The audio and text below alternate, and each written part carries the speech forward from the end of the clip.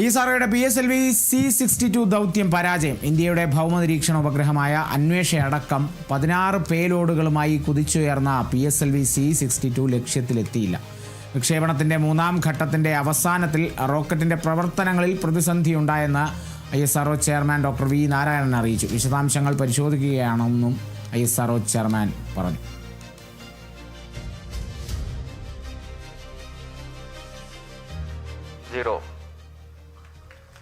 S139 motor and both strap-ons ignite. Here's the pillar of fire meets the canvas of blue. PSLV C-62 clearing the umbilical tower, a majestic lift-off.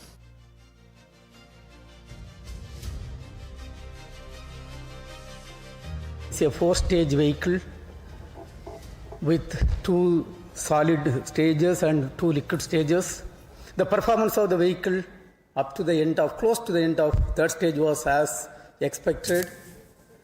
Close to the end of the third stage, we are seeing little more disturbance in the vehicle roll rates. And subsequently, there is a deviation observed in the flight path.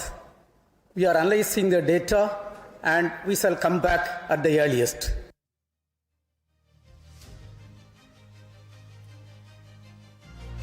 Antony Jis George ആയിരുന്നു വിവരങ്ങളുമായി. ആൻ്റണി, PSLVയുടെ തുടർച്ചയായ രണ്ടാം പരാജയമാണ് അതിപ്പോൾ നമ്മളെ സംബന്ധിച്ച്, അല്ലെങ്കിൽ ഇന്ത്യയെ സംബന്ധിച്ച് ഈ ഏറ്റവും സുപ്രധാനമായ ചന്ദ്രയാൻ, മംഗൾയാനൊക്കെ ആ ഉപഗ്രഹങ്ങളൊക്കെ എത്തിച്ചത് PSLV ആണ്. അത്തരത്തിൽ നോക്കുമ്പോൾ PSLVയുടെ ഈ ഒരു തകർച്ച ISROയെ എന്തായാലും സങ്കടത്തിലാഴ്ത്തുമെന്നുള്ള കാര്യത്തിൽ സംശയമില്ല. ISRO ചെയർമാൻ്റെ പ്രതികരണവും നമ്മൾ കണ്ടതാണ്. എന്തായിരുന്നു നിലവിലെ സാഹചര്യം? കഴിഞ്ഞ തവണത്തെ തന്നെയായിരുന്നു എന്നത് തന്നെയാണ് മനസ്സിലാക്കുന്നത്. കാരണം മൂന്നാം ഘട്ടത്തിലെ പരാജയമാണ്. കഴിഞ്ഞ തവണയും അങ്ങനെ തന്നെയായിരുന്നു. എങ്ങനെയായിരുന്നു ആൻ്റണി?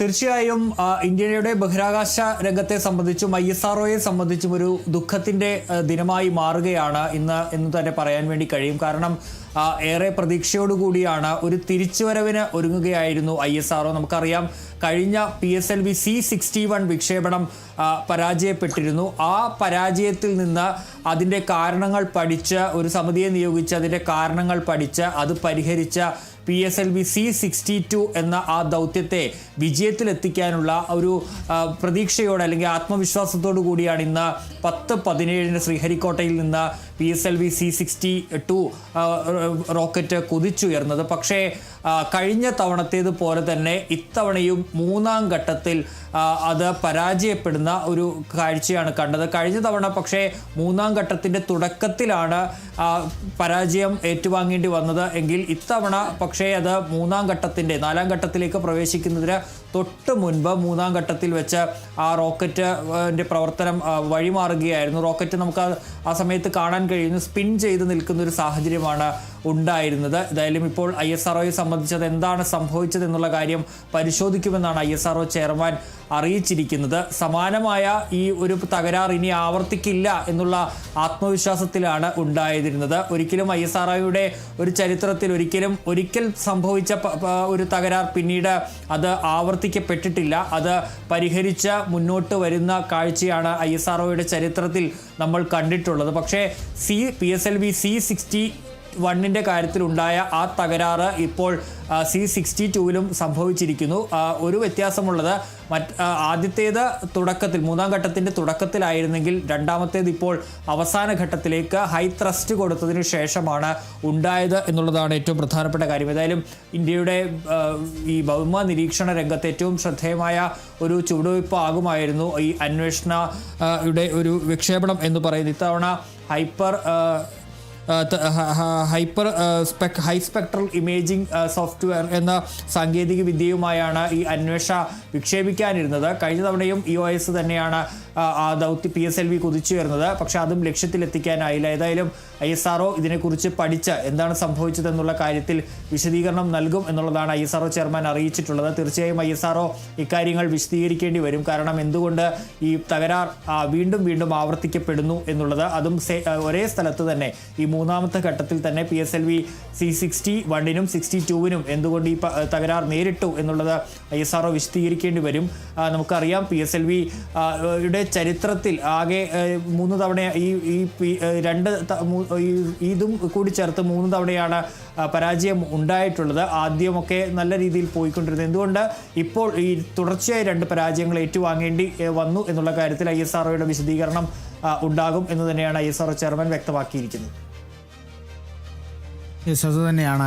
ഈ ഒരു തുടർ പരാജയം വലിയ ചോദ്യങ്ങൾ ഉയർത്തിയേക്കാം. പക്ഷേ തുടർന്നുള്ള വിക്ഷേപണങ്ങളിൽ ഇതൊന്നും ആവർത്തിക്കപ്പെടില്ല എന്നുള്ള കടുത്തൊരു ആത്മവിശ്വാസം അവരിലേക്ക് വരുന്ന ഒരു നിമിഷം കൂടിയാണിത്. ആ ഒരു അത്തരത്തിലുള്ള പ്രതികരണവും നമ്മൾ കണ്ടതാണ്. നിലവിൽ PSLVയുടെ ഈ ഒരു തുടർ പരാജയം ചോദ്യങ്ങൾ ഉയർത്തപ്പെട്ടേക്കാമെങ്കിലും അതിന് കൃത്യമായ പ്രതികരണങ്ങൾ നൽകി മുന്നോട്ടുള്ള വിക്ഷേപണങ്ങൾ മികച്ച രീതിയിൽ വിജയിപ്പിച്ചെടുക്കാനുള്ള പരിശ്രമങ്ങളിലേക്ക് ISRO കടക്കുമെന്നുള്ളതും കൂടിയാണ് നമുക്ക് മനസ്സിലാവുന്നത്. ഈ PSLV C62 അടക്കം 16 പേലോഡുകളും കൊണ്ട് വഹിച്ചുകൊണ്ടാണ് ഇപ്പോൾ ഈ ഒരു PSLV C62 വിക്ഷേപിക്കപ്പെട്ടത്.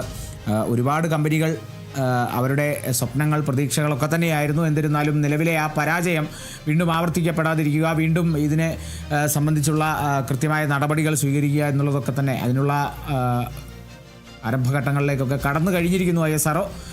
വരും കാല വിക്ഷേപണങ്ങളിൽ ഇതിലും മികച്ച അല്ലെങ്കിൽ ഈ ഒരു ദൗത്യത്തിന് സംഭവിച്ചതെന്തോ അത് സംഭവിക്കാതിരിക്കുക എന്നുള്ള ഇതിനു വേണ്ടിയിട്ടുള്ള പരിശ്രമങ്ങളിലേക്കൊക്കെ ISRO ഒരുങ്ങി കഴിഞ്ഞു. ഇപ്പോൾ PSLV C62 ദൗത്യം പരാജയപ്പെട്ടിരിക്കുന്നു എന്നുള്ളതാണ്. സാങ്കേതിക കൂടുതൽ പരിശോധനകൾ നടന്നു വരികയാണ്. അതിനെ സംബന്ധിച്ച് കൃത്യമായ വിവരങ്ങൾ ശേഖരിച്ച് അറിയിക്കുമെന്നുള്ളതും കൂടിയാണ് ISRO ചെയർമാൻ വ്യക്തമാക്കുന്നത്. മുൻ ദൗത്യത്തിലെ പരാജയവും ഇതേ 3ാം ഘട്ടത്തിലായിരുന്നു. അത് ആദ്യം 3ാം ഘട്ടം ആരംഭിച്ചപ്പോഴായിരുന്നെങ്കിൽ ഇത്തവണ അത് അവസാനിക്കാറായി 4ാം ഘട്ടത്തിലേക്ക് കടക്കുമ്പോഴായിരുന്നു. എന്നിരുന്നാലും കഴിഞ്ഞ തവണത്തെ ആ ഒരു പരാജയത്തിൻ്റെ വിവരങ്ങളൊന്നും പിന്നീട് ISRO പുറത്തുവിട്ടിരുന്നില്ല. അതൊരു രഹസ്യമായി വെച്ചിരിക്കുകയാണ്. എന്തായാലും അതൊക്കെ കഴിഞ്ഞുള്ള പുതിയ C62 ദൗത്യത്തിനും ഈ ഒരു തിരിച്ചടി നേരിട്ട സാഹചര്യം കൂടിയുണ്ട്. അപ്പോൾ അതും കൂടി പഠിച്ച് കൂടുതൽ പരിശോധനയിലേക്ക് കടന്ന് എന്താണ് ആ പരാജയത്തിന് കാരണമെന്നും കൂടി കണ്ടെത്തുമെന്നുമാണ് ISRO വ്യക്തമാക്കുന്നത്.